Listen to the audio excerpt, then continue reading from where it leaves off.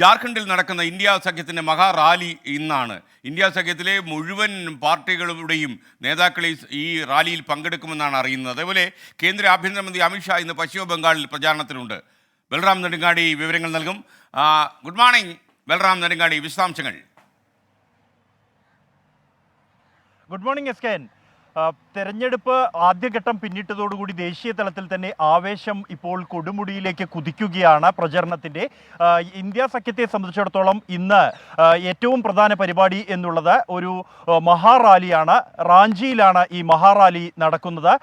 ഈ റാലിയോടുകൂടി തന്നെ BJP സർക്കാരിൻ്റെ അധികാരത്തിൽ നിന്നും മറിച്ചിടാനുള്ള ശ്രമത്തിന് തുടക്കമാകും എന്ന പ്രഖ്യാപനത്തോടെയാണ് ഇന്ത്യ സഖ്യം ഈ മഹാറാലി സംഘടിപ്പിച്ചിരിക്കുന്നത്. കേന്ദ്ര ഏജൻസികളുടെ ദുരുപയോഗം ചൂണ്ടിക്കാണിച്ചുകൊണ്ട് ജാർഖണ്ഡ് മുൻ മുഖ്യമന്ത്രി ഹേമന്ത് സോറന്റെ അറസ്റ്റ് ഉൾപ്പെടെയുള്ള വിഷയമാക്കിക്കൊണ്ടാണ് ജാർഖണ്ഡിൽ ഈ മഹാറാലി സംഘടിപ്പിക്കുന്നത്. ഉൽഗുലൻ റാലി എന്നാണ് ഇതിനെ പേര് നൽകിയിരിക്കുന്നത്. ജാർഖണ്ഡിലെ സ്വാതന്ത്ര്യ സമര പോരാളി ബിർസ മുണ്ടയുടെ സമരമാണ് ഉൽഗുലൻ.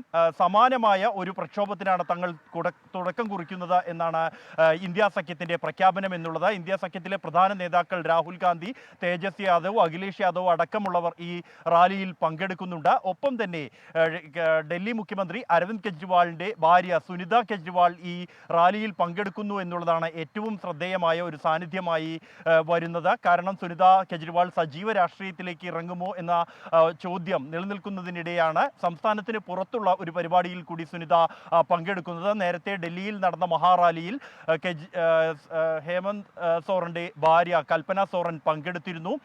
പ്രചരണം അതിൻ്റെ തീവ്രതയിലേക്ക് കുതിക്കുന്നു എന്ന് തന്നെയാണ് ഈ ആദ്യഘട്ട പോളിംഗ് നടന്ന ഇടങ്ങളിലുള്ള അവലോകനങ്ങൾ രണ്ട് മുന്നണികളും നടത്തിയിരുന്നു.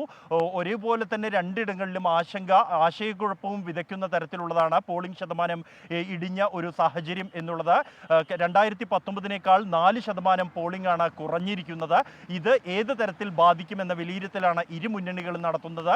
കേന്ദ്ര ആഭ്യന്തരമന്ത്രി അമിത്ഷായുടെ നേതൃത്വത്തിലാണ് BJP അവലോകനം നടത്തിയത്. അദ്ദേഹം ഇന്ന് പ്രചരണത്തിനായി പശ്ചിമ ബംഗാളിലെ രണ്ടാം ഘട്ടത്തിൽ വോട്ടെടുപ്പ് നടക്കുന്ന ഡാർജിലിംഗിലാണ് എത്തുന്നത്. ഒപ്പം പ്രധാനമന്ത്രി നരേന്ദ്രമോദി ഇന്ന് രാജസ്ഥാനിലായിരിക്കും പ്രചരണം നടത്തുക. ഇന്ത്യ സഖ്യത്തെ സംബന്ധിച്ചിടത്തോളം ഇന്ന് പ്രധാന പ്രചരണവും പ്രധാന നേതാക്കളും ജാർഖണ്ഡിലെ റാഞ്ചിയിലുള്ള മഹാറാലിയിൽ കേന്ദ്രീകരിച്ച് തന്നെയായിരിക്കും പ്രചരണം നടത്തുക.